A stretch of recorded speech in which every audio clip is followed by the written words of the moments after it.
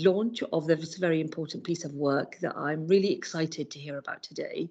My name is Huda. My name is Huda Jawad, and I would describe myself as an intersectional Muslim feminist. I'm co-founder of the Faith and Vogue Coalition, which is a membership coalition of individuals and organizations working on the intersections of faith, feminism, race, and ending violence against women and girls.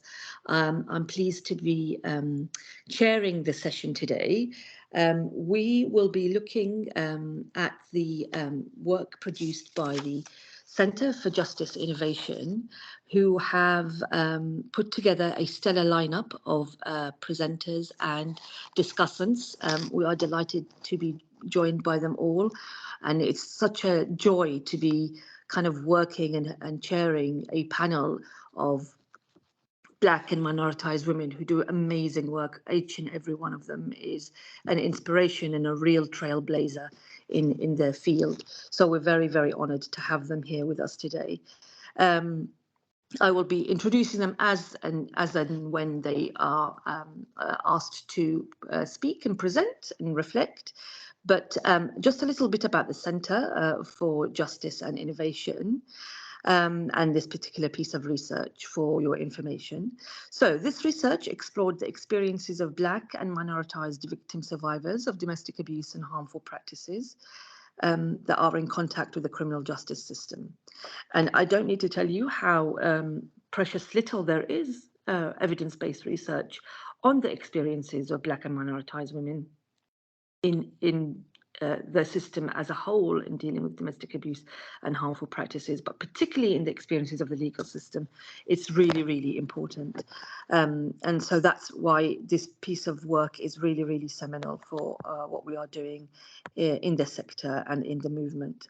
So the piece of this research project looks at the barriers that women experience in accessing and engaging with justice system, and how support from specialist advocacy services can help mitigate these barriers.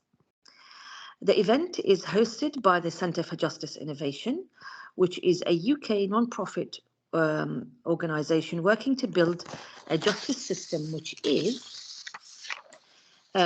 accessible, fair and effective for every citizen in the UK.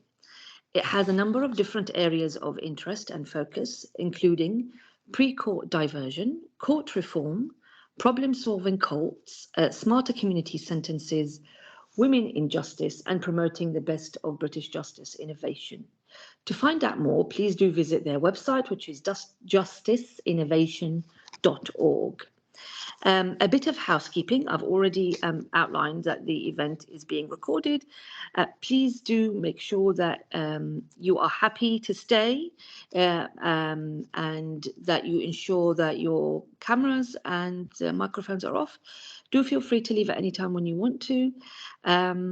We will keep cameras and microphones off until the Q&A. When we go to Q&A, please feel free to turn on your cameras and use the reactions and the icons in the Teams app to indicate that you wish to ask questions, or use the chat function itself.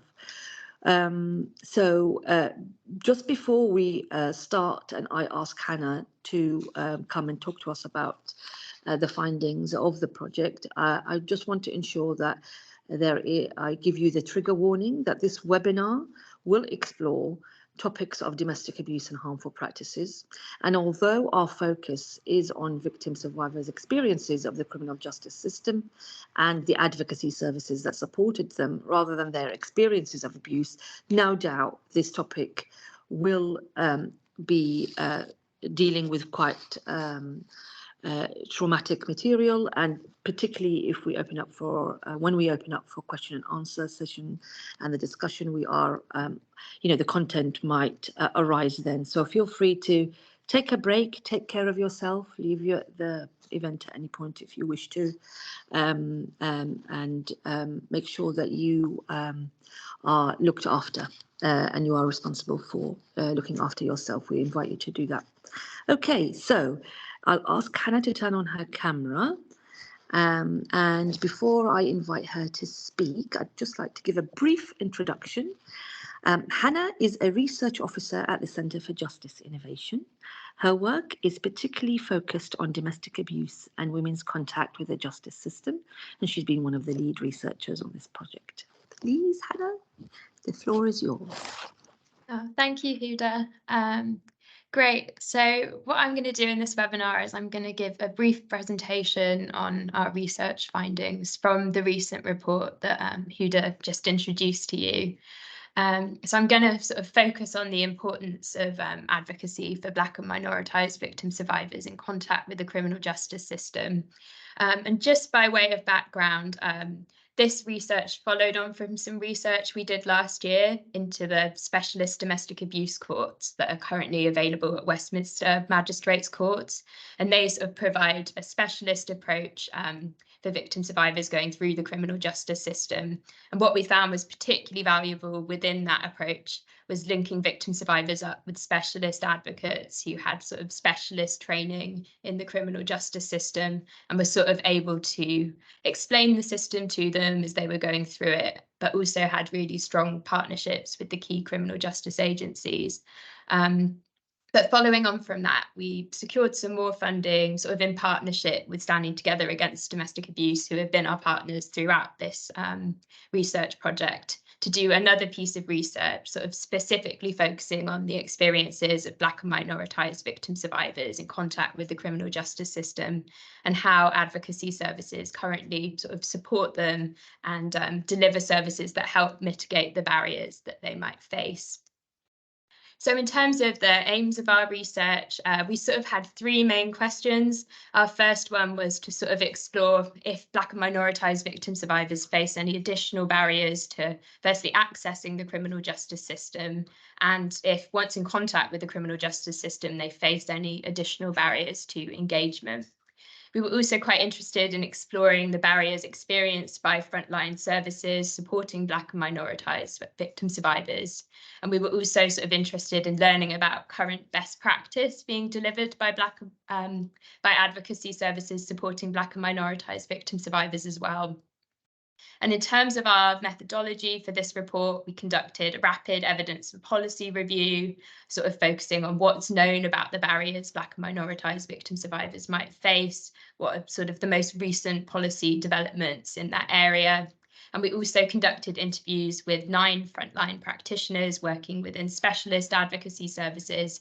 And we conducted a workshop with 5 of these respondents towards the end of the project, which really focused on shaping our final recommendations from this report. And before I sort of talk through the findings of our literature review, I thought I'd just sort of introduce the concept of harmful practices. And harmful practices is sometimes called honour-based abuse or so-called honour-based abuse in other contexts. And there's some evidence to suggest Black and minoritized victim survivors may experience a greater prevalence of certain types of domestic abuse, and harmful practices refer to specific types of domestic abuse. Although sort of, I should say, people from any cultural background can experience harmful practices, even though certain practices might be more prevalent in specific cultures. And harmful practices are often sort of rooted in gender-based discrimination, and they cause individuals emotional, physical, or psychological harm.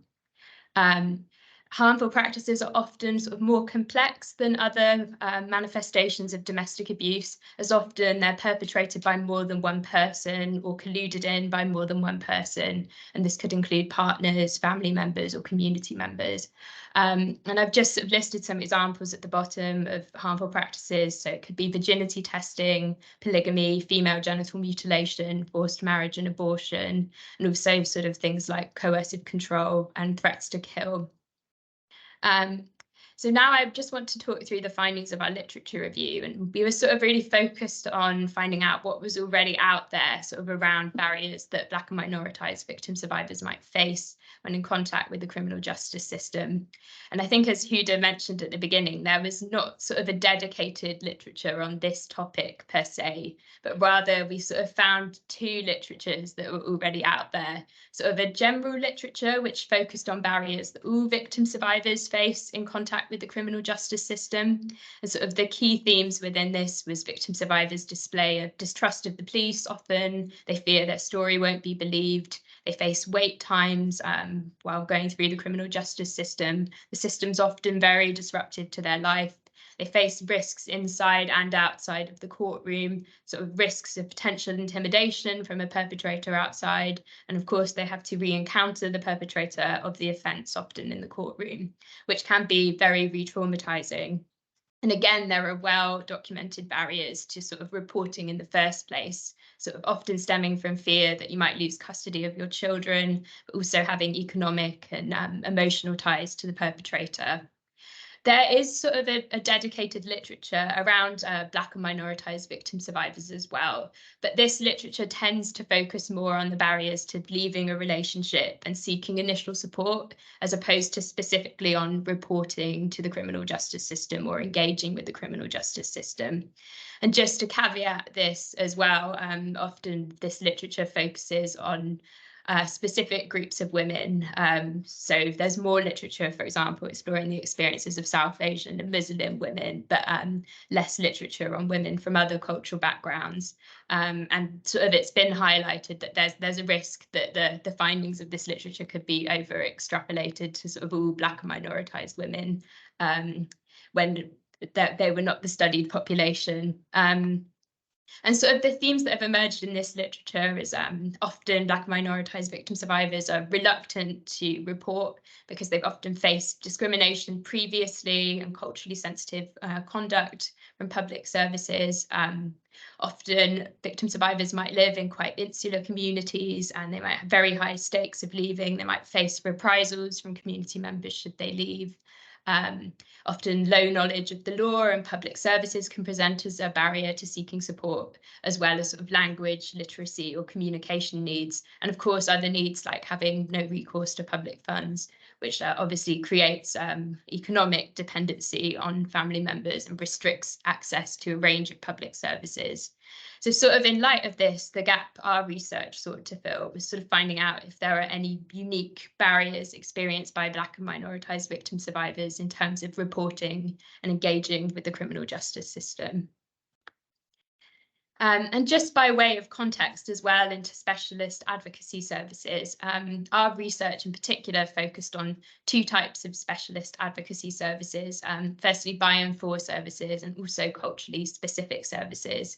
And I should say these specialist services, they provide all of the same support that you'd expect a typical IDVA or outreach service to supply. So that's things like linking up a victim survivor with holistic support should they choose to leave a relationship, helping them safety plan around keeping themselves safe within a relationship or leaving a relationship, and sort of providing emotional support throughout that whole process. However, on top of that, culturally sensitive services are often specialists in harmful practices. They're specialists in how someone's cultural impact can impact sort of how they navigate seeking support for domestic abuse. And they're often delivered by practitioners from the same cultural background as service users as well. And I should say as well, there's a slight difference between by and for and culturally specific services too. So by and for services are often rooted in the communities they serve and started by community members. They're often small organisations, whereas culturally specific services are often a strand of a larger domestic abuse organisation. So they might be sort of overseen by a bigger provider. But both of these types of services provide culturally sensitive support. And there's evidence supporting the effectiveness that being supported by a practitioner from a similar cultural background can have positive impacts for a victim survivor. And this is sort of through a stronger therapeutic alliance being cemented, victim survivors feeling more understood, and practitioners being able to exercise cultural humility. And that sort of means that regardless of what culture someone's from, you keep an open mind and you take a person-centered view of that person and sort of all of the factors that might be influencing their experience. And also that this type of specialist support can help build trust in using public services. However, despite these positive impacts, not all victim survivors in the UK can access culturally sensitive advocacy, and buy and force services in particular are disproportionately underfunded and less likely to receive statutory funding than other types of services, though I'll sort of return to this theme at the end of my presentation. So now sort of moving on to our qualitative research findings, what we sort of found is criminal justice is often not a priority for victim survivors, or at least not an immediate priority. And all services we spoke to talked about adopting a victim-centred approach. And what this really means is being led by the victim. And if a victim survivor doesn't want to go through the criminal justice system, to support that victim survivor towards the outcomes that they desire. But often advocates we spoke to said victim survivors had more pressing needs, and when leaving a relationship, going through the criminal justice straight away can actually escalate risk, because to an extent it means going public with the abuse, and it also might obstruct a victim survivor's ability to maybe move somewhere else. A lot of victim survivors choose to relocate to feel safer when leaving a relationship. And that often criminal justice remedies is something a victim survivor might consider further down the line, sort of once they've accessed safe accommodation, once they feel safe, once they're economically stable, and once they're accessing social and psychological support to deal with the abuse that they've experienced. And practitioners expressed it very well in our research. They sort of talked about a hierarchy of needs within advocacy, and it doesn't always present like this, but often sort of criminal justice and legal remedies are not at the top of this agenda, often sort of helping someone recognise domestic abuse, supporting them to feel safe, and resolving their more urgent needs sort of comes first within the advocacy and support process. So now I want to talk about the barriers experienced by Black and minoritized victim survivors in contact with the criminal justice system. And I should say, sort of referring back to my slide at the beginning, that all of those barriers that I highlighted, sort of that are general to all victim survivors going through the criminal justice system, were very relevant and came up in our research. So things like wait times, re-traumatization, risks inside and outside the courtroom. However, for the purposes of this presentation, I focus sort of more on the unique or additional barriers that Black and minoritized victim survivors might be facing. And the first thing I want to talk about is institutional discrimination and distrust, and sort of a lack of trust in the police was a pronounced issue for certain groups that we asked advocates about in our research. And often this is rooted in both historic and current discrimination. So specific examples were brought out about Black British people having particularly negative experiences, as well as Gypsy Roma traveller community, on the basis of the police's role in forced evictions. And often this could present as a barrier to reporting, because victim survivors may worry about themselves experiencing unfair treatment, as well as the perpetrator facing more unfair or harsh treatment, sort of if they were caught up in the system following that. And previous negative experiences with the system, both at police call-outs and also sort of further down the line, if a case progressed to the investigation stage, were also reported as facing long wait times, having to tell your story over and over again, experiencing culturally insensitive practices. So something that came up quite a lot was public services not viewing it as their responsibility to intervene in domestic abuse in specific communities, sort of due to viewing domestic abuse as being an inherent part of that culture and having concerns over overstepping cultural privacy. And so often not expressing curiosity around that. Cracked cases, also something advocates commonly mention. So victim survivors might start to go through the system only to see their case dropped by statutory agencies, which again could massively undermine their faith in the system. And sort of again, often it was seen as not worth going through the system at all, as protective orders were seen to be ineffective and sentences seemed to be overly lenient and not properly enforced. Another sort of specific theme that emerged, particularly in relation to victim survivors from Middle Eastern and Eastern European countries, was that perceptions of public services in the UK may be influenced by perceptions of public services in a home country, sort of meaning if the police is seen as very corrupt or very patriarchal within the home country, then they could not be seen as an official response to domestic abuse by victim survivors and not considered as an avenue of support. Another theme that emerged, and this particularly relates to reporting in the first place, was the impact of certain cultural and religious beliefs and practices, so specific cultures. And this was mainly made in relation to cultures that practice Islam or Catholicism, sort of place a high value on certain things such as the sanctity of marriage or virginity, and have sort of clearly set gender roles. And this could maybe make leaving a relationship or pursuing a divorce feel very untenable for victim survivors, and they may sort of internalize feelings of self-blame based on being exposed to certain religious and cultural beliefs. Often sort of the gender roles may exacerbate sort of economic inequality and abuse sort of through victim survivors perhaps not working or not having access to finances, which could help them leave.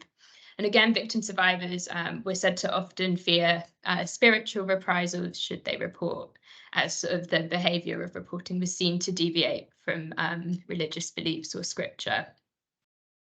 And sort of tied to this as well, many advocates that we spoke to said some victim survivors they supported lived in very insular communities. And this was particularly an issue perhaps if they had sort of language barriers as well, and they had limited access to support outside of where they were from.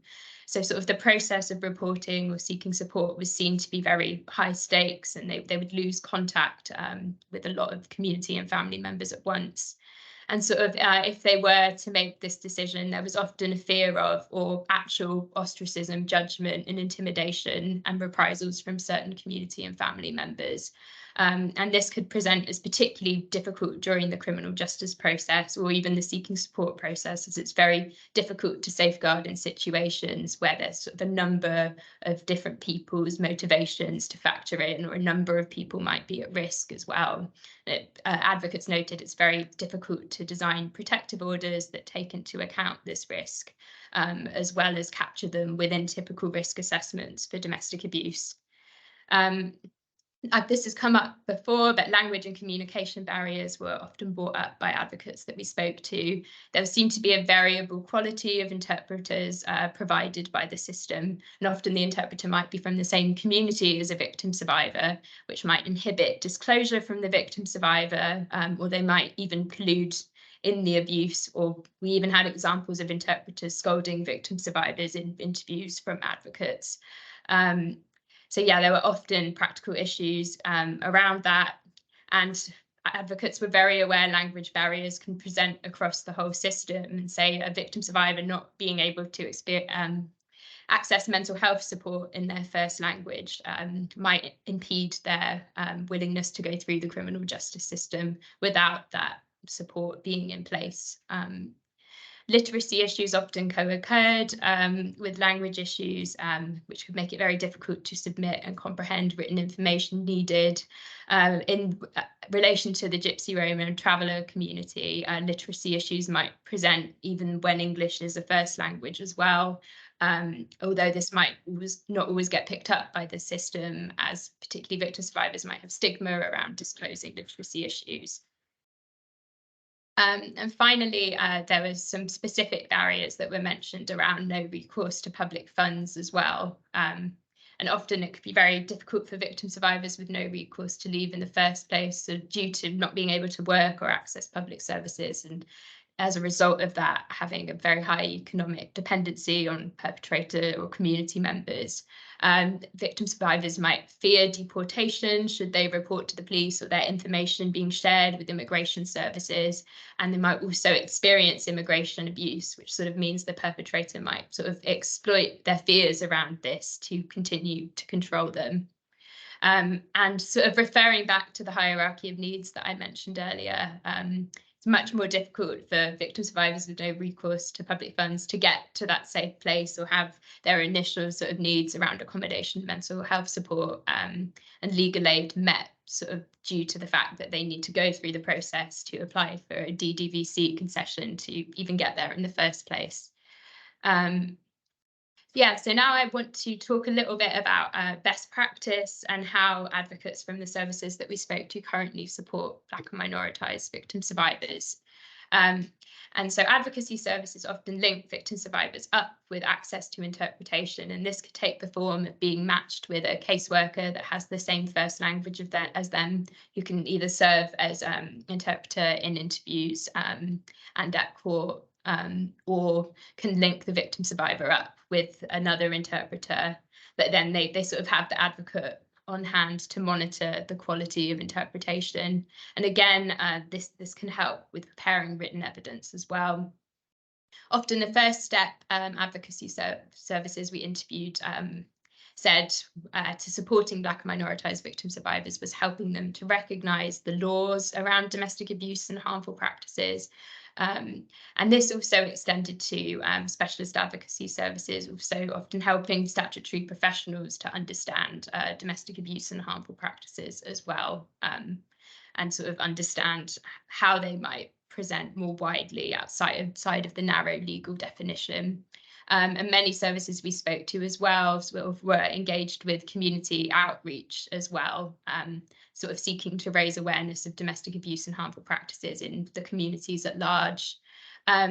In terms of specialist criminal justice support, many advocates we spoke to sought to explain the criminal justice system to victim survivors, help build their trust in it, and support them sort of physically through attending police interviews with them or arranging for the police to come to their premises to conduct an interview so the victim survivor would feel more comfortable, and also providing emotional support at court. Some services we spoke to had developed sort of their own specialist risk assessments that had been specifically developed to sort of capture that more complex risk in relation to harmful practices as well. And these were often conducted on a dynamic basis and sort of were seen to keep victim survivors safer. Many services we spoke to had specialist links with other specialist services, and this could be, so for example, one service worked a lot with specialist criminal justice advisors to sort of ensure victim survivors going through the criminal justice system could receive both culturally sensitive support and specialist support for the criminal justice system. Another service that we spoke to worked really closely with an LGBTQ plus organisation that generally supported white British victim survivors, and this was to support victim survivors who were both LGBTQ plus, but from a specific cultural background, to ensure that they received specialist support in both of those areas. And they reported working very closely with the other agency to deliver this. Many advocacy services we spoke to provided specialist support for victim survivors with no recourse to public funds, and this was sort of this meant sort of providing support to help them apply for a DDVC concession, and also sort of providing interim support for victim survivors to cover basic necessities while they were waiting for the outcome of their DDVC to come through. So sort of allowing the victim survivor to access emergency funds for a refuge and to sort of get food and everything they needed.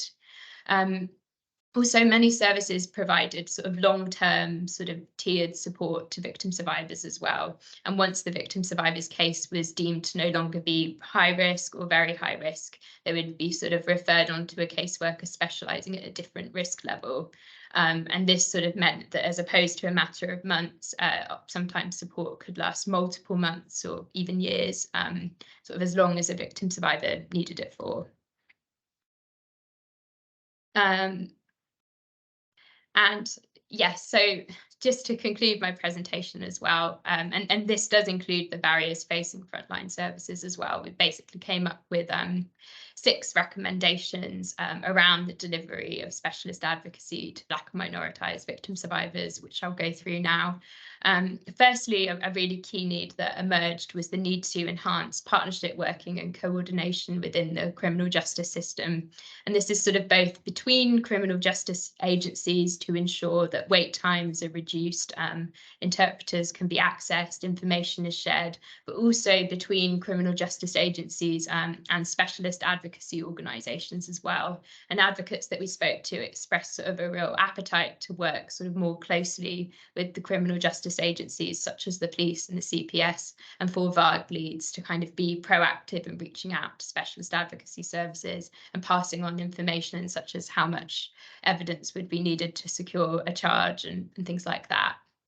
Our second recommendation sort of links back to our earlier project that we did last year that I mentioned, which is to revive the specialist domestic abuse court model, as there's strong evidence that this model improves coordination between criminal justice agencies, that staff working within this model interact with victim survivors in a trauma-informed way, and that victim survivors can access advocates who have specialist training in the criminal justice system. And basically, revitalising the model would improve the experience of all victim survivors going through the system, regardless of what the final outcome was.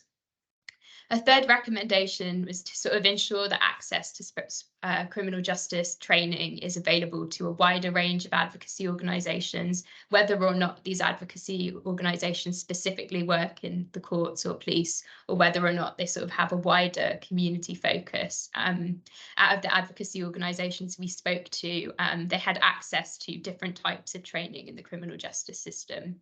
And some advocacy agencies thought their training focused sort of more on civil orders and more on the stages of initially reporting to the police, but less so on sort of the court process and how organisations like the CPS work.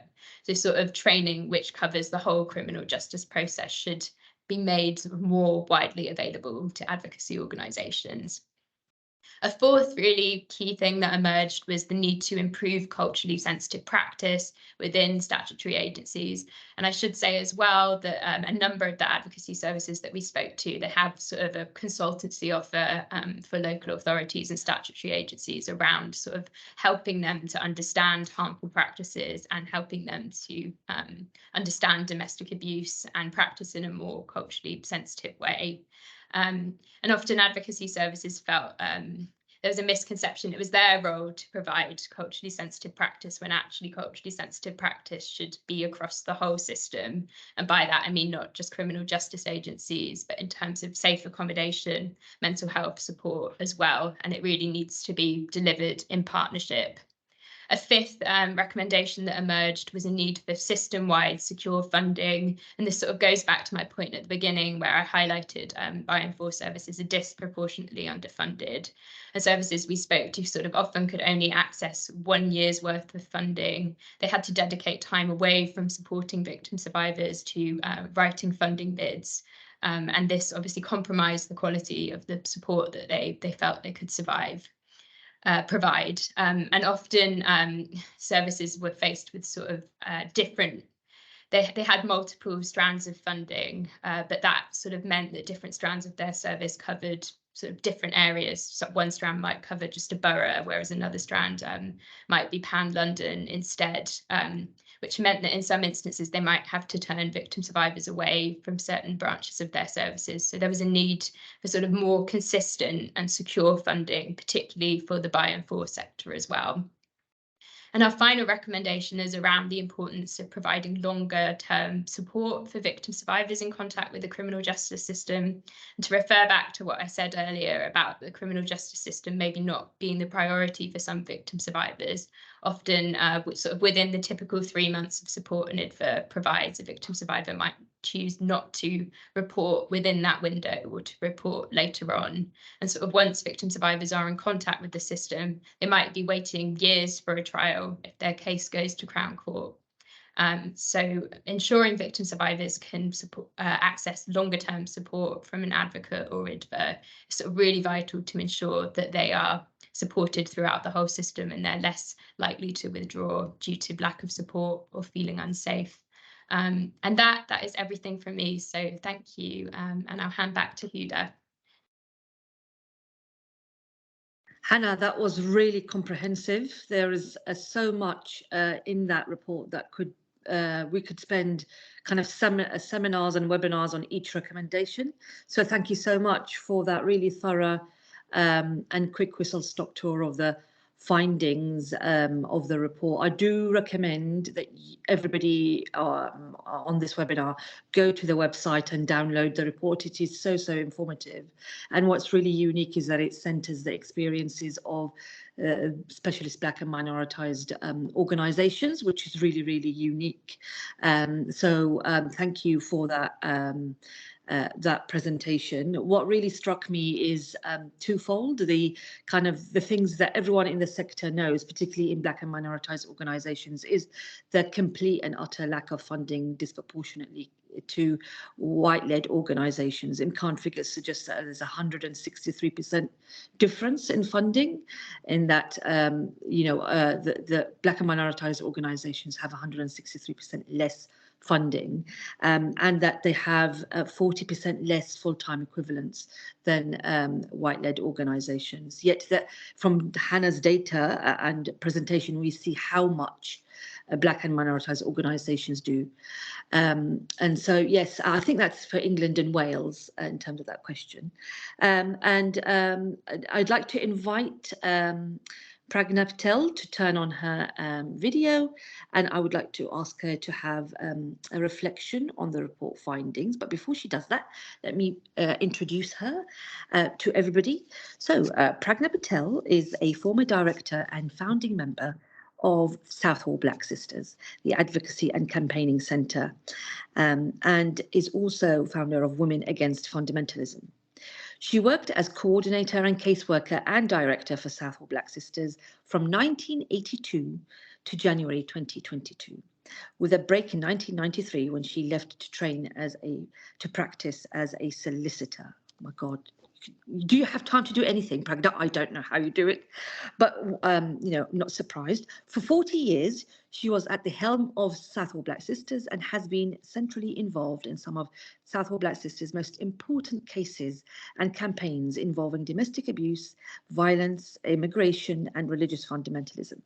She is also a member of Feminist Dissent and has written extensively on race, gender, and religion. Pragna, the floor is yours. Thank you. Thank you, Huda, so much for a really warm introduction.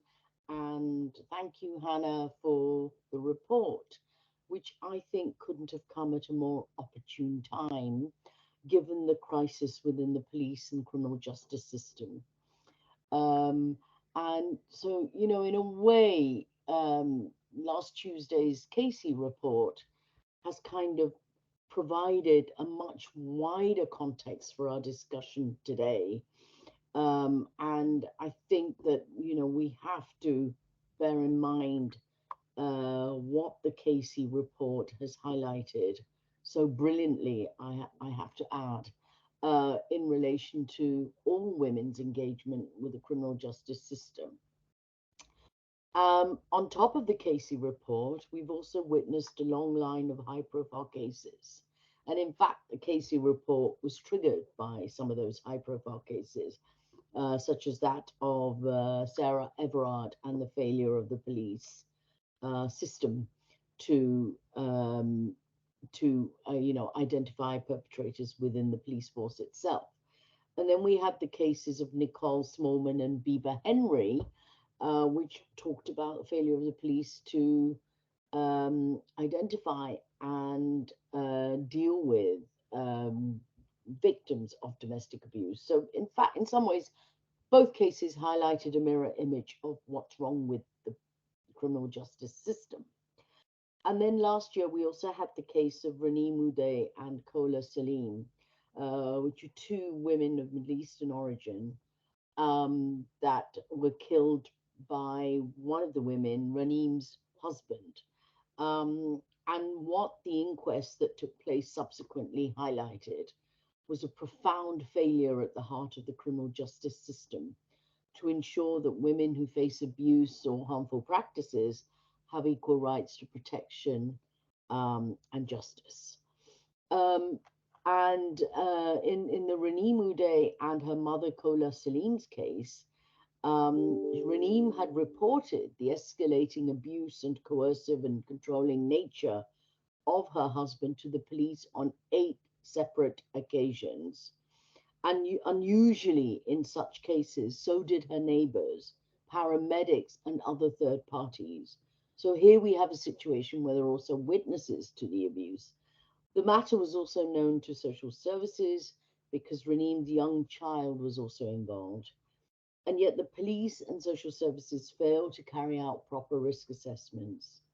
Um, and they fail to understand the dynamics of honor-based violence, which was at the heart of the abuse, or refer her to specialist violence against women and girls organizations. And it led the inquest jury to return a verdict, which stated that the failure by the police and also social services materially contributed to their deaths. So the point that I want to make, the first point I want to make, is that flawed risk assessments, failure to recognize patterns of coercive control, the minimizing of domestic abuse, and the disproportionate and discriminatory state responses to BME women are commonplace. And Hannah referred to some of those barriers herself. The situation is, of course, aggravated by the climate of funding uncertainty. And I have to add a data deficit on the prevalence of abuse within minority communities. We don't have data. We don't have agencies working together to record data in a consistent and effective manner. And it's not surprising that Black and minority women's experiences of abuse continue to be anecdotal as opposed to based on really hard evidence. Um, the hard-hitting findings of the Casey report um, actually highlighted what's at the heart of the problem of women's engagement with the criminal justice system. And that's the widespread institutionalized culture of misogyny, racism, homophobia. And although the report was limited to the Met Police, my experiences, certainly over the last 40 years, show that actually the crisis runs throughout all the police forces. And so, this is why this report is necessary when you contextualize it within that wider background. And I think it's necessary for all of us to add to the growing chorus of voices for the need for fundamental change in the criminal justice system response to violence against women and girls, especially in BME communities. The report itself highlights three broad themes. The first, as Hannah has highlighted or shown, is the prevalence of domestic abuse experienced by BME women and how both their race and gender shape their experiences of violence, meaning that they often suffer more severe abuse for longer from multiple perpetrators and face more challenges in accessing support than their white counterparts. For instance, the report shows that only 3.9% of Asian victims identified as victims, Asian women identified as victims compared to 5% of white adults. The report sets out a range of intersecting internal and external barriers. Again, Hannah, took us through them all, faced by BME women. And they include negative perceptions of services that are often rooted in previous discriminatory experiences of agency responses. They include immigration and language barriers and the failure of services to understand cultural and religious factors, fear of state intervention based on experiences in countries of origin, fear of children being taken away, fear of alternative housing. And all of this does deter survivors from reporting and exiting abuse. What is clear from the report is that the extent and forms of physical, sexual, financial, and psychological abuse and coercive control and its specific impact on BME women in particular, including their responses to it, cannot be gauged without exploring how factors such as sex, ethnicity, class, religion, age, culture overlap with abuse. In this respect, the report also helpfully draws attention to the need to avoid cultural relativism, which results in non or minimum state intervention. And actually, this point is often ignored or downplayed in other literature on violence against women and girls in BME communities. And yet, it is as important to take into account a state overreach and over policing in Black and minority communities. Secondly, the report highlights the absolute necessity of by and for specialist BME services that prioritizes the provision of holistic support. And it states that BME women are unlikely to prioritize engagement with the criminal justice system if their other more pressing needs are unmet. And Hannah showed us in a pictorial way how some of those needs are uppermost in women's minds before they can even think about engaging properly with the criminal justice system. I actually think that's a really strong point to make. And again, it's very rarely understood. And the emphasis here is on the need for holistic support. And I would urge people to avoid kind of creating a hierarchy of needs and saying, once we do this, and then we go on the next step, then we come to engagement in the criminal justice system.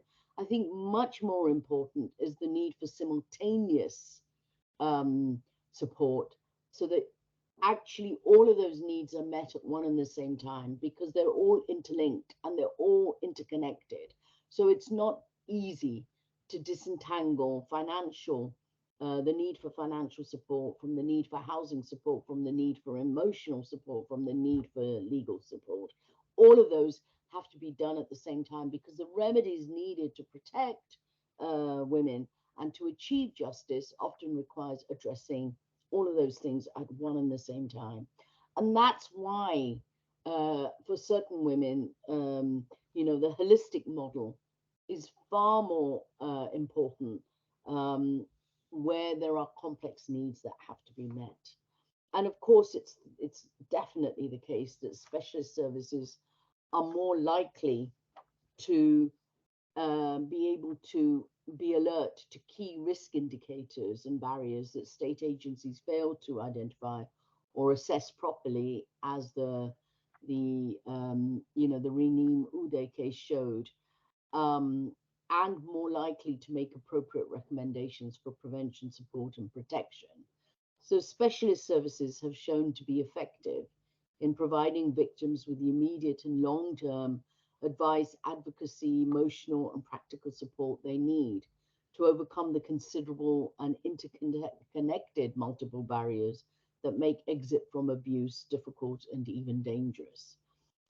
For example, access to housing and financial support and to legal advice and representation is particularly acute for migrant women subject to no recourse to public funds, who also fear destitution and deportation and isolation due to their insecure immigration status. And it is often only specialist services that can provide the resource-intensive support that is needed to migrant women. So I think the point I really want to highlight there is the need for simultaneous engagement with all those aspects of a case that that Black and minority women present with, and that you can't actually engage in addressing one need without also addressing all the other needs. And so that makes life very, very difficult. And that is possibly why many organizations actually don't support Black and minority women properly, and why the case for specialist services is so urgent. The report also makes the case for specialist advocates who can facilitate access to interpreters, special court measures, and liaise and relay information to the criminal justice agencies on behalf of victim survivors. I would actually strongly emphasize the need for not just specialist advocates, but independent advocates. And again, I make this in the context of the Casey report findings, which showed that the level of distrust is very high across the board in relation to the criminal justice system for very good reasons. And I would also put a strong emphasis on the need for independent advocates who can make a crucial difference in outcomes for victim survivors in the criminal justice system. So research shows that specialist BME women's services are highly trusted, but I would argue only where they are independent of state and community structures, particularly community structures where forms of intervention may be such that they actually put victims in more danger because they are part of communities that have a value system that actually increases risks for women and minimizes domestic abuse and harmful practices. So, in other words, one has to be very careful when talking about what kind of specialist advocates are needed and specialist services are needed, because they ought to be actually independent of state agencies, but also community structures that are also generating forms of harm in relation to women and girls, particularly. So, specialist advocates are better placed, particularly independent specialist active advocates are better placed to recognize patterns of harmful behaviors within communities that may be denied or ignored by others. And if we think about all the work that has been done, whether it's forced marriage, honor-based violence, domestic abuse, in fact, polygamy, marital captivity, increasing problem of transnational marriage abandonment, they have come out of identifications made by specialist VOG services, not by just general community organizations, and certainly not by the state. So it's specialist VOG services within BME communities that have a track record in dealing with all forms of harm as a rights issue from a rights perspective. It is they who have identified patterns of harmful behaviors, particularly in relation to women and children. And that is why the independence of the sector is so important. The report also usefully highlights how IDVAs have been co-opted into publicly funded statutory services, which is also why there is that level of mistrust and distrust. And because they can compromise the quality of engagement between victim survivors and the agencies involved. And it highlights how bioinforced services are disadvantaged by the current funding of domestic abuse services, leading to considerable gaps in the provision of specialist BME women's services across the country. Thirdly, the report outlines the many failures of the criminal justice system itself, including poor coordination during the criminal justice process, for example, in relation to updates on the progress of cases, or where they are dropped altogether and communication is not made with the victim survivors, or there's a lack of appropriate interpreters, and there's constantly changing police personnel, which hinders continuity of a case. However, this must be, it must also be understood that in some cases, women may not want to see somebody from their own background. So although on the whole, specialist women's services are vital for women from BME communities, there are within that case situations where some women also fear that the person they are talking to will breach confidence and comes from the same background as themselves, particularly in insular, very isolated BME communities, and fear reporting or disclosing abuse to that person because they fear that that person's from the same community, holding the same values. That generates the abuse and violence that the victim survivor has experienced. So it's really important to understand and identify immediately whether a victim survivor feels comfortable with the advocate, whatever the background, before seeking disclosure of abuse and seeking to help. So in terms, when I turn to the issues of recommendations, there are, of course, systemic and persistent problems within the criminal justice system that need urgent addressing. And the report makes the 6 recommendations that Hannah has outlined on improving the experiences of particularly Black and minority women within the criminal justice system.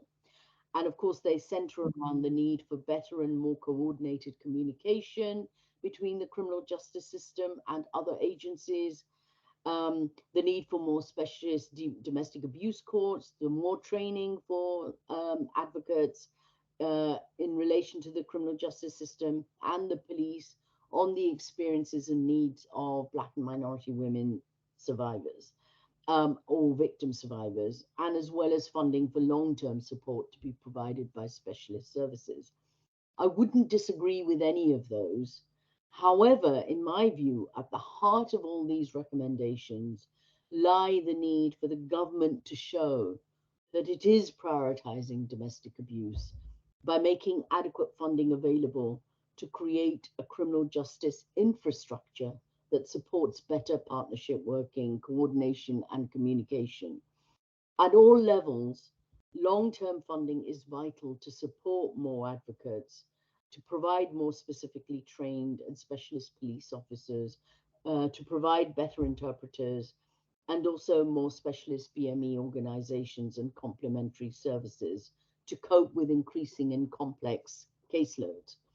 Without additional funding, it is difficult to see how we can escape the crisis within the system, which delivers poor outcomes, even dangerous outcomes for all women, and especially for BME women through the creation of a postcode lottery in which the standard of services in both the statutory and the VORC sector is dependent on where women live. I actually think that this report now has to be seen in the wider context of the Casey report, which shows that the police and the criminal justice system, by extension, is not fit for purpose, as highlighted by that Casey report, and that it lacks transparency. There is institutionalized misogyny, racism, and homophobia, and that it lacks the will to ensure that issues of domestic abuse and harmful practices are taken seriously. Of course, that doesn't mean that we can't do what we can in the meantime, whilst we actually have to deliberate and discuss wider effective mechanisms of accountability that we need. In the meantime, approving the system's understanding of dynamics of abuse and harmful practices and coercive control within different cultural contexts through consistent training delivered to all professionals who work in the criminal justice system or come into contact with it is necessary. But without more robust accountability and oversight mechanisms, we won't get very far. As it is, the high-profile cases that I talked about at the beginning of my contribution, and now the damning Casey report, demonstrates without a shadow of a doubt that a radical shift is needed in respect not just of a toxic police culture of racism, misogyny, and homophobia, which is widespread, but also across the board in relation to the entire criminal justice system. If women are to have meaningful engagement with the criminal justice system, and the police are often the first port of call, we need to see consistency and seriousness in the way they deal with these issues across the system.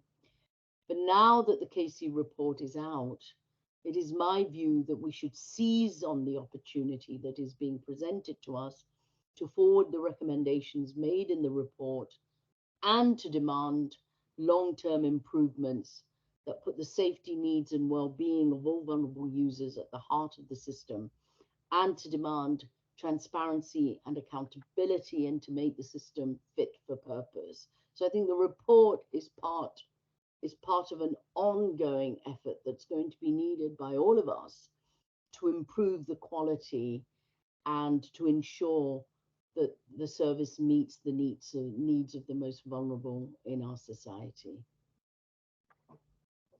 Thank you. Thank you very much, Pragna. That final reflection is really very important because it shows us and reminds us that actually the police forces is the gateway into the criminal justice system, and it's part of a wider criminal justice system. So if the gateway to the criminal justice system is that corrupt, then we can only imagine what it must be like further up the chain, and so the experiences of women is very important. Thank you. Now I would like to invite panel members to join the conversation. We have about 25 minutes for question and answer. And I would like to introduce each panel member, so please feel free to turn your cameras on. And Duncan, would you please help me with questions in the chat, because I can't see them on my phone. Thank you very much. So our distinguished panel include Fayrouz Chowdhury, who's the Programme Manager at Hopscotch Women's Centre. Fayrouz works at Hopscotch, a leading by and for organisation that supports Black and minoritized women and girls. She has extensive experience of working with women in welfare rights advice, legal pro bono work, and violence against women and girls services.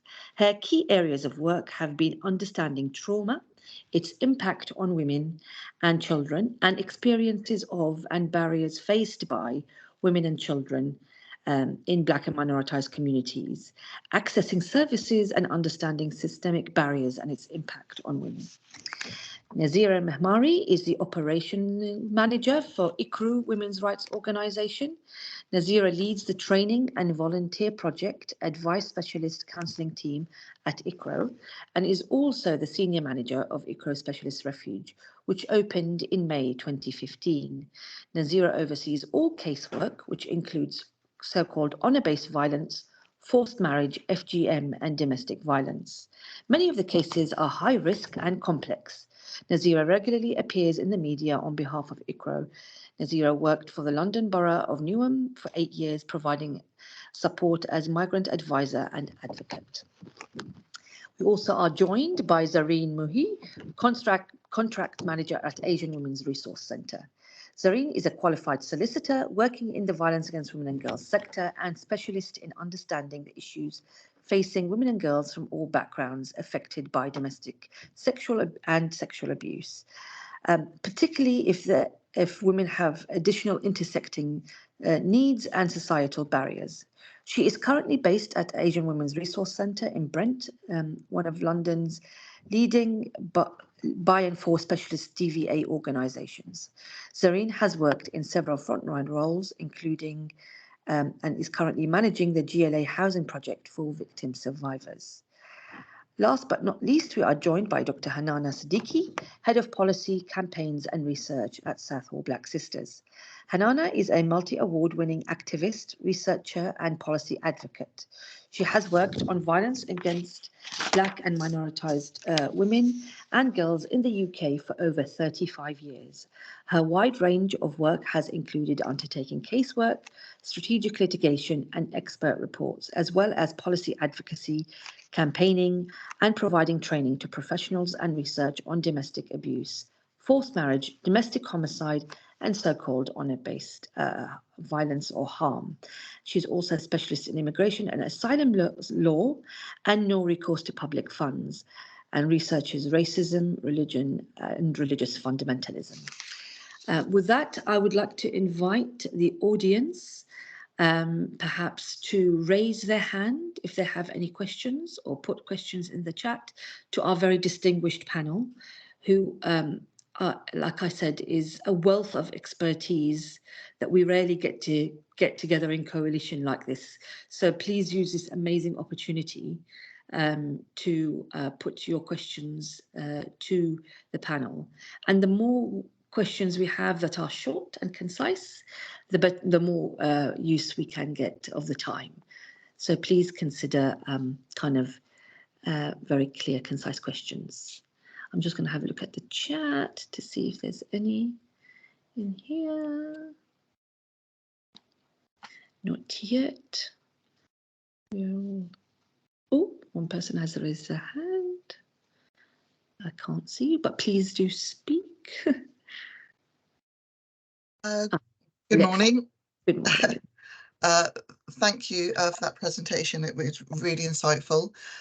My name is Alexis and I am a founding member of the Olive Project, which is a by and for support organisation, and we cover Devon and Cornwall.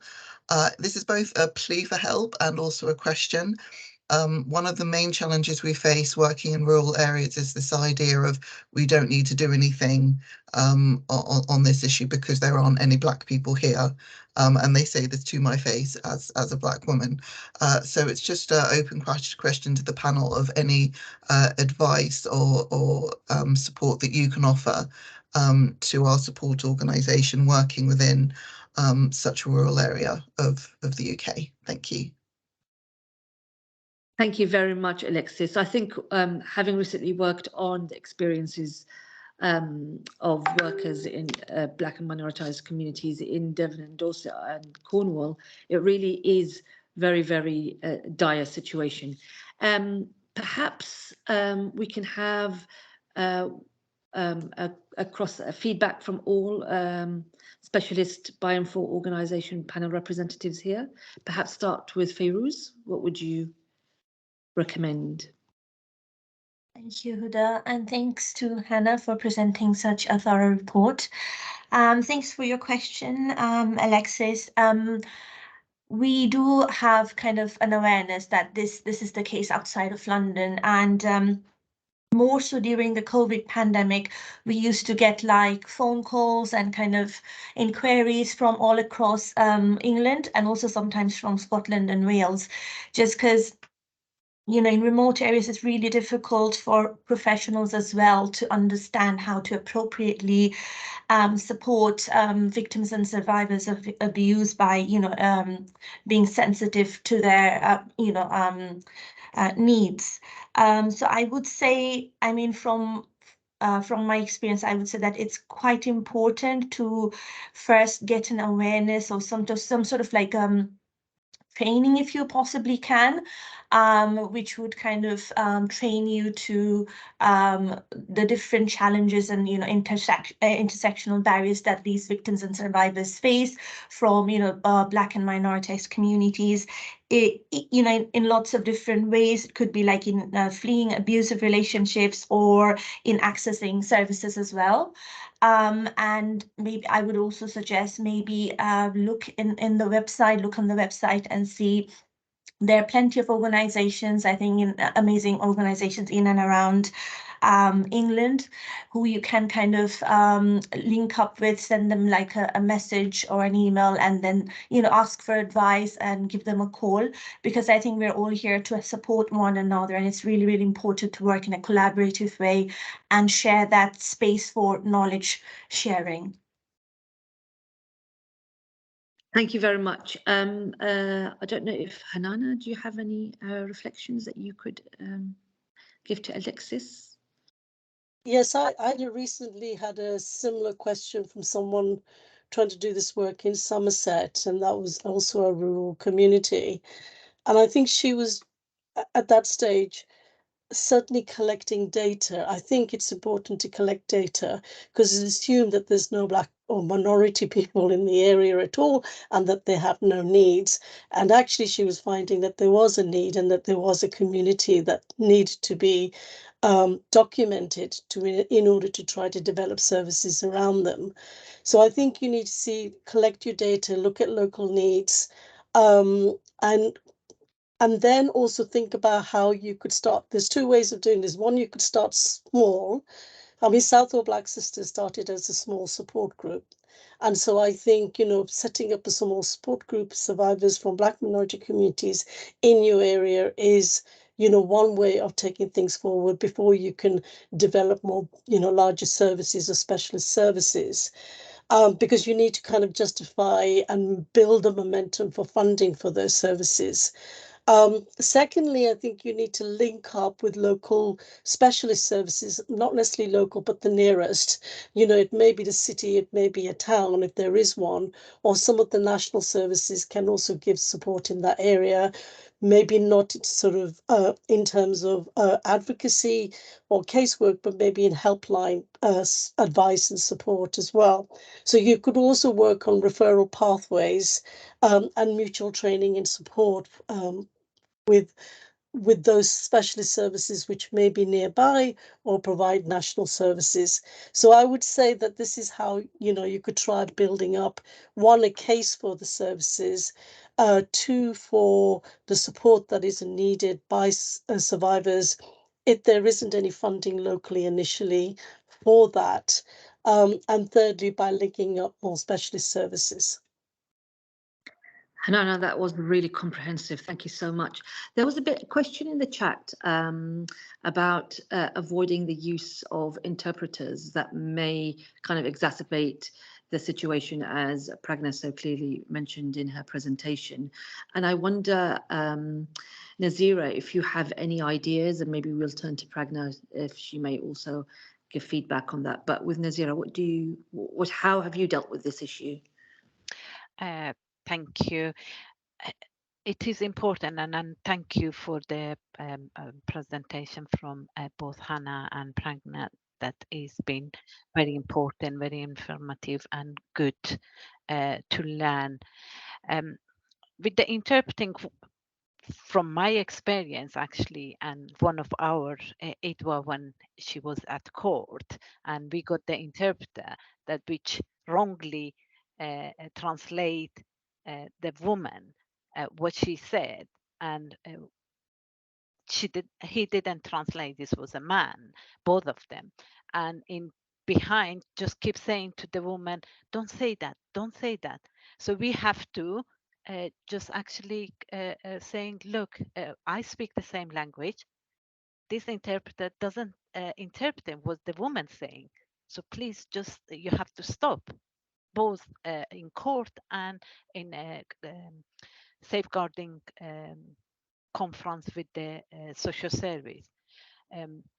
It is important because we know that most of the interpreted comes from the community, as Pragna rightly say, that is the organization, when it's the community organization, is not independent, it's not good to use, or it has been quite bad experience for women and for some of our organization as well. So it is important to look at the interpreting service, which is very independent. I would say that one as well, and that was our experience in both cases, and I'm sure that has been many other experience on that. Thank you. Thank you, Nazira. Pragna, would you like to take the floor? You're still on mute. Yes, I wanted to come back to this question of interpretation because it's a perennial problem. I mean, it's existing as long as special services have existed for Black and minority women, and we've got no further in terms of ensuring that we have a proper system of interpreters. What surprises me particularly is the fact that having interpreters is not seen as something that is a right for all victims of domestic abuse and harmful practices. So too many examples of families, community members, children being involved in interpreting. And of course, it raises all the kind of issues that Nazira has just talked about. But the other problem is that male interpreters are used, and I just find that unfathomable. It just doesn't make sense to me. It's incomprehensible, because you are talking about women who have gone through incredible trauma and who are in states of great distress and really need to be encouraged to engage with the state in any shape or form, let alone the criminal justice system.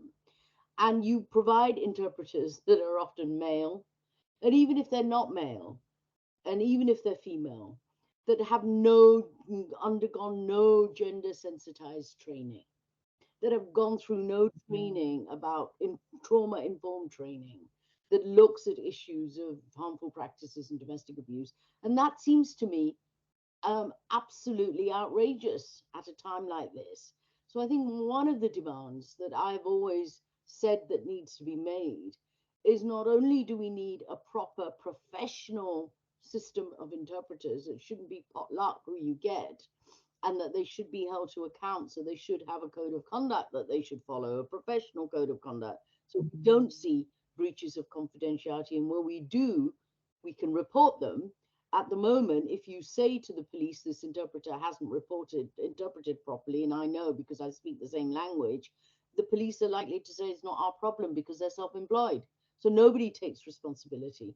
So apart from the fact that we need a proper system, a professional system, which involves a code of conduct for interpreters, we also need to ensure that where there is domestic abuse and harmful practices or issues of violence against women and girls, that these interpreters are female, and that they've all of them, regardless, have undergone gender sensitized training, because that makes a huge difference to the quality of engagement that women will have with the criminal justice system, or any justice system for that matter, but also in terms of disclosure of abuse.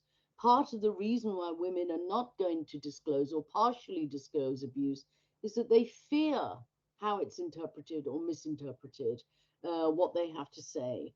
And the fact that they don't disclose at the beginning, or the fact that they only make partial disclosures, actually work against them as the criminal justice system processes the case. So there are it's high stakes. There are really important issues involved, which is why I don't understand, why the interpreters are just left to their own devices. They have to be integrated within the criminal justice system, and we have to hold them to account. Great, thank you so much. That was very comprehensive. I have a question for Zareen from the chat. One of the, I think Ruth, who in the chat says that she works for Sussex Police, and was wondering about training and further knowledge and understanding. How have you dealt with requests, if any, from professionals, particularly from the police, around the need specifically around Black and minoritized women and the women accessing the Asian Resource Centre's support? Hello, good morning, everybody. Thank you so much. Just want to say thank you to Hannah and to Pragna as well for the presentations they gave. So we provide regularly, we provide professional training to police officers around harmful practices, as we are a leading harmful practice specialist organization. Just recently, we provided training to the police officers at Heathrow Airport, and we've had a number of referrals from there regarding specifically around so-called honor-based violence and abuse cases. And we do provide, we've made a lot of links with the West London Police agency, establishments down that way, in order to ensure that we are providing ensuring that we are providing officers with support and knowledge around what are harmful practices and how it can affect, and what support routes are available and referral pathways are available for survivors. We are also going to be currently starting a specialist harmful practice IDVA course as well, so training up by and for agencies with, as we know, a lot of the IDVA qualification is run by generic white organizations and doesn't necessarily focus on the issues that are faced by survivors from a BME background. So hence why AWRC is now going to be starting a specialist harmful practices IDVA course, and that would be for all by and for organizations within the UK to come and train their workers so they can be more gain again more knowledge and understanding around harmful practice abuses. But within providing training specifically to police, I would say that we're also working together with the Police London Harmful Practice Board as well, where we're going to be trying to get more training specifically around harmful practice to police officers within the Metropolitan Police Service, and thinking about what's happened, particularly what Pragna raised around the issues with the police at the moment. And that's something that we want to get into their curriculum. So that's something not that's just done as a one-off, but on a regular basis as something, that they do once they are coming into the Metropolitan Police, but also have revised sessions as well. going forward as well. So that's certain ways that we're trying to engage with the police and trying to train. But training is essential, whether the people of the police or any other statutory services, such as social services as well as housing, because without training, there can be no appropriate response and support available to survivors. Brilliant, thank you. And there's lots seems to be going on at Asian Women's Resource Centre that is really going to shift a lot of systemic work, and so that's brilliant to hear that there is specialist IDVA training around harmful practices, and the fact that you engage with the police and trying to ensure that the issue of harmful practices is really something front and centre of their training. And I can see lots of potential collaboration with the Centre for Justice Innovation in terms of kind of data around that. Hannah, I wanted to turn to you and ask about the participation of the range of organisations involved in the research that you had carried out, because I think that it's really important to look at the range of professionals that you talked to and how you came, how that is reflected in the report that that you have published today. Yeah, of course, I'm happy to elaborate. And yeah, I should say, ideally we would have liked to have talked to victim survivors as well, but because of the specific funding that we got for this project, we had to have it wrapped up by the end of March. So given the timescales, we've sort of chose to speak to advocates, but also some of the advocates we interviewed spoke to victim survivors in advance of speaking to us and were able to feed back some of their perspectives. Yeah, so we spoke to 9 advocacy organisations, and within that, 7 identified as being by and for services, and within that, some of those organisations identified as being women's centres as well. So they didn't just provide support around domestic abuse and harmful practices, but a holistic range of services, sort of including counselling provided in-house, access to social welfare support. So women were often sort of receiving all kinds of support from those organisations as well. Several organisations we spoke to, sort of including SBS, AWRC, and Hopscotch, sort of provided support to all Black and minoritised women, whereas some organisations we spoke to, so we spoke to the Traveller Movement, for example, provided a specialist by and for helpline for Gypsy, Roma and Traveller victim survivors as well. And yeah, other services had specialisms in working with Eastern European women and women from Muslim and Middle Eastern backgrounds as well. And one service that we spoke to was a culturally specific service, as I outlined earlier, and that was Eastern European Women's Service, which is sort of overseen under the banner of Refuge. And we also interviewed a specialist criminal justice IDVA as well, who worked for Advance within the SDAC, and obviously she supports women from all backgrounds, so sort of was able to talk about her specialist training in the criminal justice system, but also sort of how she works in partnerships with other organisations such as Al Hassanaya, who were also included in this research, and they've sort of support women from Middle Eastern backgrounds as well. So yeah, we got quite a broad range in the short timescales of the project. Wonderful. That's a really comprehensive list of perspectives there and organisations that I think I haven't heard captured in one report. Certainly that's not led by and for organisations. So thank you for that.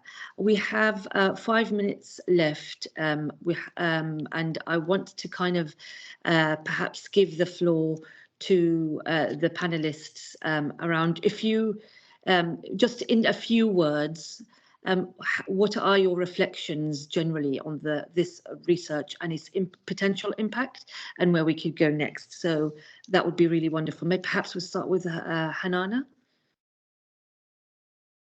Yeah, I mean, I think the research itself is critical and well timed, as Pragna said, and I think that one thing we need to consider what's coming up is although the government haven't actually announced it yet, is the Victims Bill. And under the Victims Bill, they are going to create a statutory definitions for IDVAs and ISVAs. And historically, the Ministry of Justice model of ISVAs and IDVAs have really only mainly focused on the criminal justice system, and also made it so that the funding that's linked to that service requires them to focus on high-risk cases that go through the criminal justice system. Now, that all ignores all sorts of other types of ISVAs and IDVAs that exist outside of the MOJ model, like those that exist in the specialist bioinformed services, which tend to be more intersectional and tend to be more holistic and not just focus on the criminal justice system or the high-risk cases.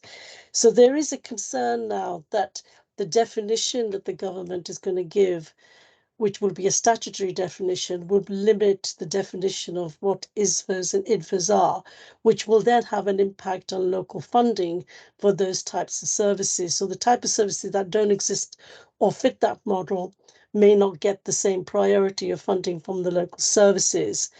There is some guidance being developed as well to go with the Victims Bill and the definition.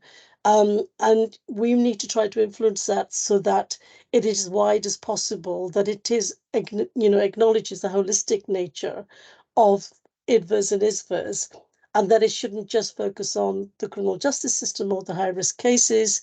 Now, I've been assured by them that is what they intend to do, but the guidance itself may not be statutory. The definition may be, and local authorities will have their own interpretation and their resource limitations. So they will actually prioritize those types of services.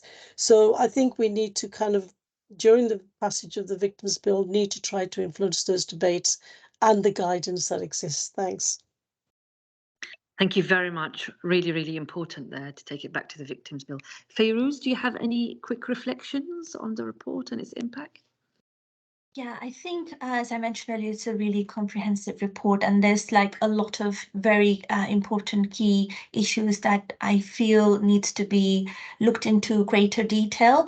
I think from our experience supporting victims and survivors of abuse from Black and minoritized women, one thing that we come across time and again is a real lack of effective communication on the part of the criminal justice system and the courts in kind of updating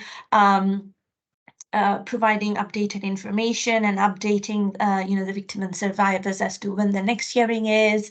I mean, there have been multiple instances, sadly, where, there was a court hearing and, no one knew that there was going to be a court hearing, and there was a real lack of effective communication on the part of the court, but also, sometimes a real lack of kind of communication on the part of certain law firms, unfortunately. So that also needs to be looked into. I think there's a real need of training when it comes to solicitors and law firms supporting victims and survivors going through and maneuvering these, really complex systems with multiple barriers, to kind of have an understanding around trauma, have an understanding around what are the barriers that they face, and because I think there's a real, sometimes there's a little bit of a bias almost, that okay, they have got this language barrier, or they come from these they have this intersectional identity, so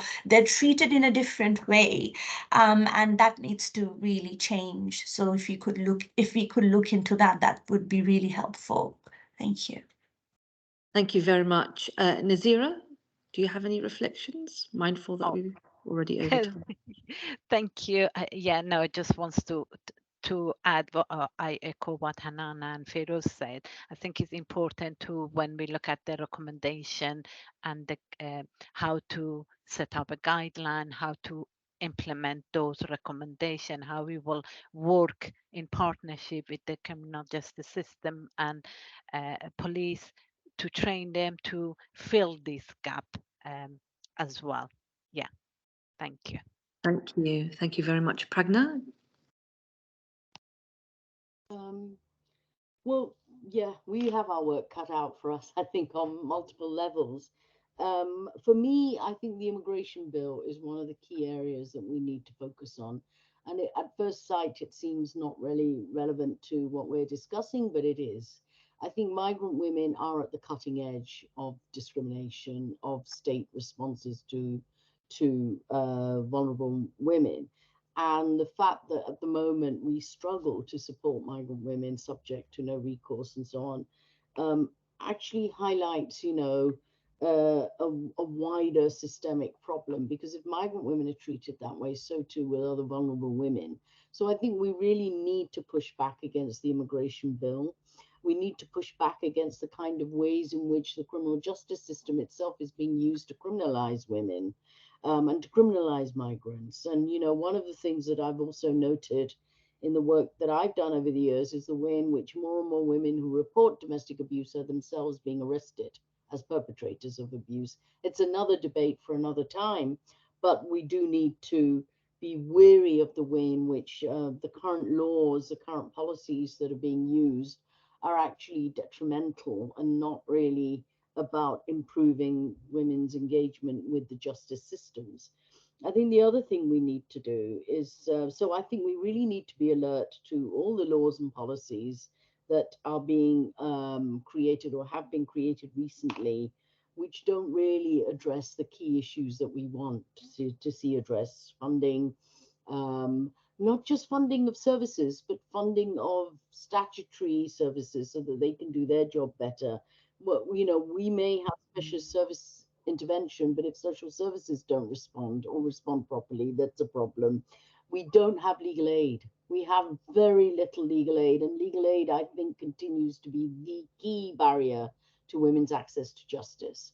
And so, if we don't address these things at that kind of multiple level, simultaneous level, then we're not going to see women's improvement in the engagement in the criminal justice system itself. If they can't get their children, if their children are being removed from them, if they're being threatened that their children will be taken away from them, if they're not able to have housing, if they're not able to feel safe without wondering whether the police are going to report to the immigration authority.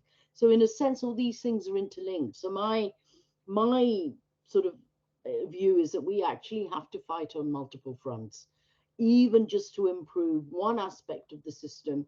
The other aspects, the other systems also need to work because they're all interconnected. So, there is we have to have a strong push from the sector on access to legal aid, access to housing, access to better policing, access to transparency in the way in which things are communicated between the police and the victim survivors and so on. So I think for me, it's a kind of push at multiple simultaneous level, and kind of facing many directions at the same time. Absolutely, there's a lot to do, as you said. Zareen, do you have any reflections on the report and its impact?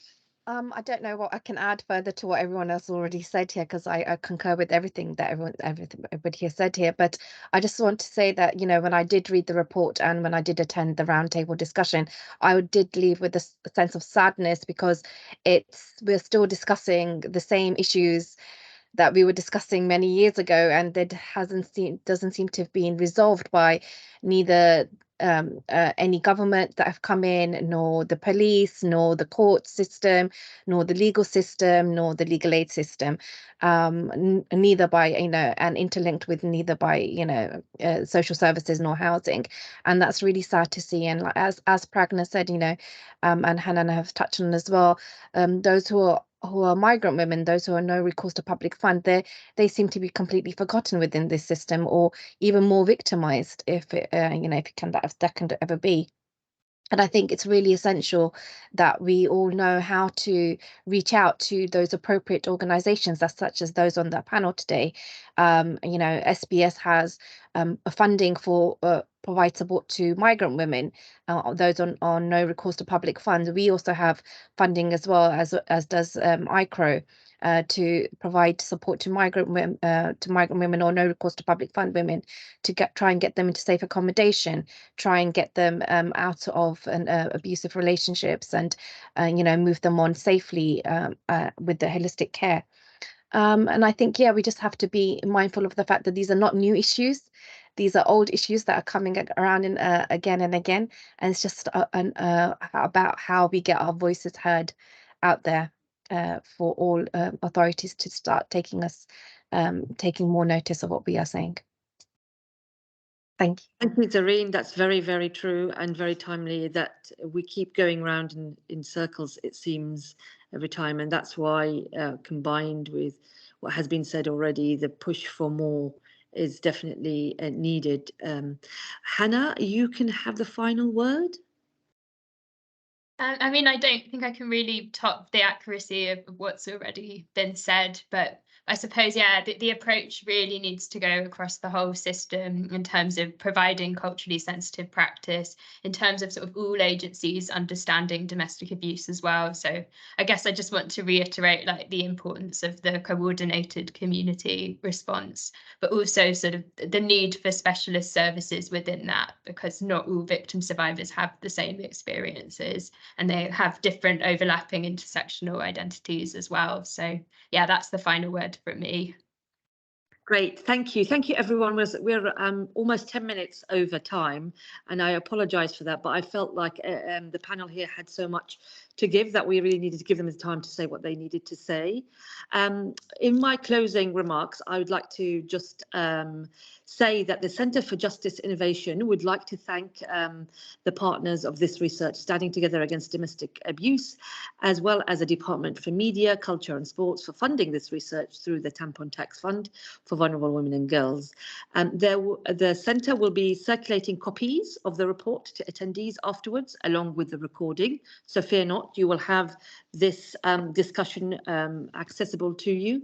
I would also like to thank my distinguished panel for giving of your time and your wisdom. It is very much appreciated, and it's been an absolute delight to be with you this morning to kind of discuss this very, very important issue and the impact of this research.